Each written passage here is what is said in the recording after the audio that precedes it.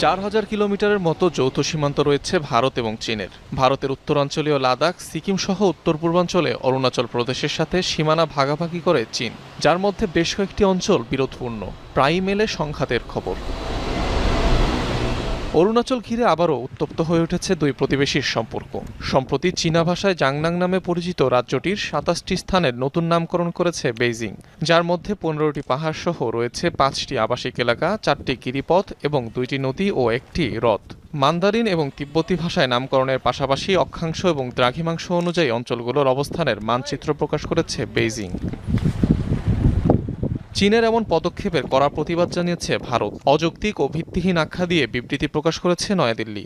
দাবি, ভারতের অবিচ্ছেদ্য অংশ অরুণাচল প্রদেশ। পুনঃনামকরণ করলেই এর বাস্তবতা বদলাবে না। অবশ্য দিল্লির দাবিকে উড়িয়ে দিয়েছে বেইজিং। জাংনাং চীনের ভূখণ্ড। অঞ্চলটির কিছু কিছু স্থানে